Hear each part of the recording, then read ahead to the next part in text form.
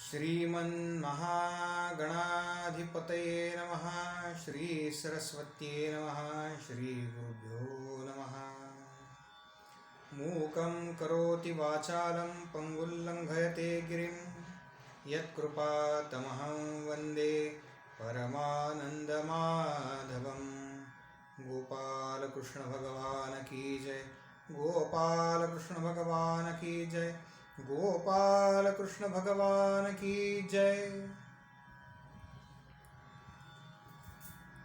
कर्दम ऋषींच्या पोटी भगवंतांनी कपिल नावानं अवतार घेतला.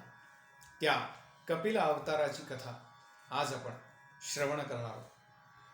कर्दम ऋषी यांनी भगवंतांची अत्यंत खडतर अशी तपश्चर्या केली. सर्व इंद्रियांवरती जय मिळवला आणि प्रत्यक्ष भगवंत त्यांच्या या तपश्चर्येवरती प्रसन्न होऊन त्यांना भेटण्यासाठी, त्यांना दर्शन देण्यासाठी म्हणून तिथे आले.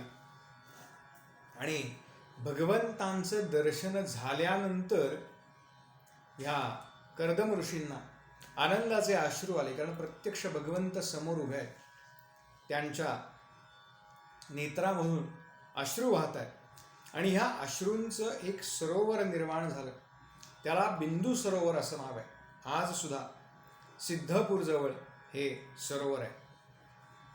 आणि ऋषी भगवंतांना म्हणतायत की भगवंत, खरं तर आपल्या दर्शनानं मी कृतार्थ झालेलो आहे. तेव्हा आपलं दर्शन झाल्यानंतर नंतर काही शिल्लक राहतं असं नाही, परंतु तरीसुद्धा मी आपल्याकडे सत्संग मागतो. मला संसार करायचा आहे, पण संसार कशा करता करायचा आहे, तर तो काही सुख उपभोगण्याकरता म्हणून करायचा नाही, तर सत्संगाकरता करायचा आहे. मला अशी पत्नी द्या की जी धर्मानं वागणारी असेल, आणि जी धर्मानं वागते म्हणून तर तिला धर्मपत्नी असं म्हटलेलं आहे आपल्याकडे. जिची माझ्याबरोबरच भगवंताबद्दल जेवढी माझी श्रद्धा आहे, जेवढी माझी निष्ठा आहे, तिची पण तेवढीच निष्ठा असेल, ईश्वरनिष्ठ ती असेल, अशी धर्मपत्नी मला हवी आहे. पुरुषांमध्ये विवेक असतो आणि स्त्रीमध्ये स्नेह असते, आणि विवेक आणि स्नेह या दोन्हीमधून भगवंतांच्या भक्तीचा उदय होतो. तेव्हा अशी भगवत भक्ती करण्यासाठी म्हणून मला योग्य अशी वधू तुम्ही द्या. खरं तर आपल्याला असा प्रश्न पडू शकतो की एकदा भगवंतांचं दर्शन झालं, भगवत भेटी झाली की त्यांच्याकडे खरं तर कर्दमांनी मोक्ष मागायला हवा. तेव्हा अशी मोक्षाची इच्छा न धरता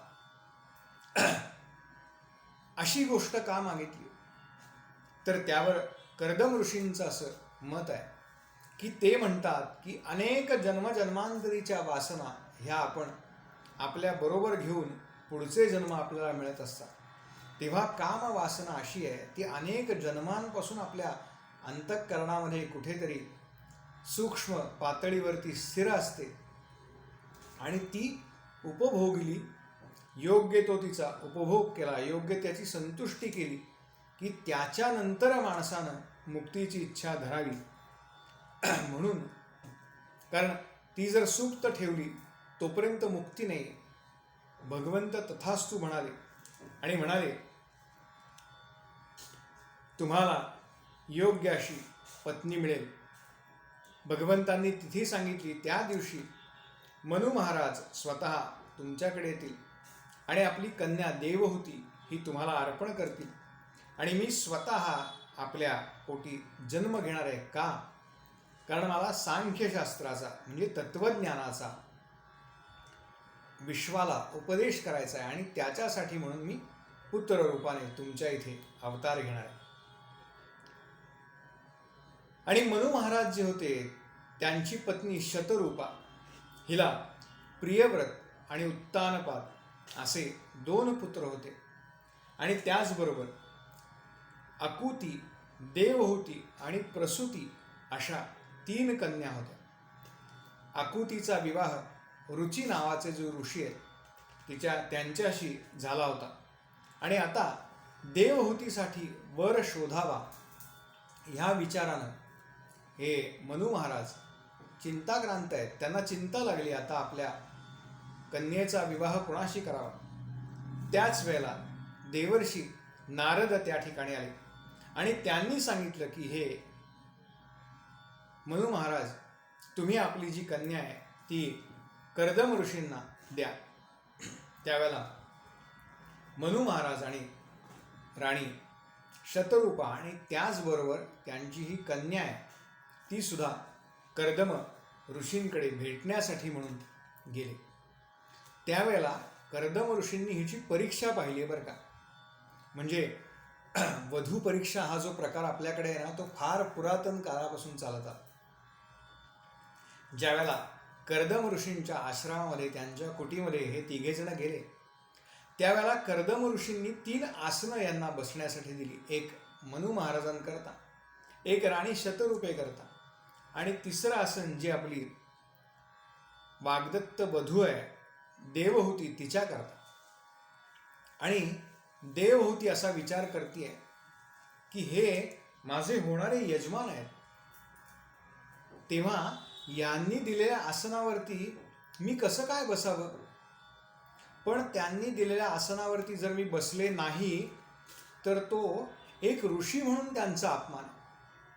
म्हणजे बघा, महाराज मनु बसलेत, राणी शतरूपा बसली आणि आता ही देवहूती विचार करते आणि तिने क्षणामध्ये निर्णय घेतला की यांनी जे आसन मला दिलंय ना त्याच्यावरती मी बसणं तर योग्य नाही, पण न बसले तर त्यांचा अपमान होईल. म्हणून तिनं आपला उजवा हात त्या आसनावरती ठेवला आणि ती खालती बसली जमिनीवरती.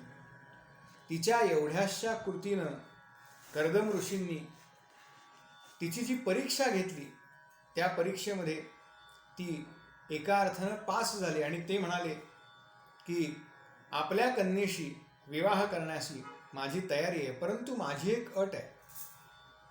ज्यावेळेला मला पुत्र प्राप्ती होईल, बघा विवाहाची बोलणी करायला म्हणून हे आलेत आणि त्या दिवशी ऋषींनी अट घातली की ज्या वेळेला मला पुत्र प्राप्ती होईल त्या पुत्रप्राप्तीनंतर मी संन्यास घेईन. मी काही वैवाहिक सुख भोगण्याकरता म्हणून विवाह करणार नाही. महाराजांनी आपल्या कन्येकडे पाहिलं आणि तिला विचारलं की बाई तुझी परवानगी आहे का. तेव्हा तिनं सांगितलं की हो, माझी याला परवानगी आहे.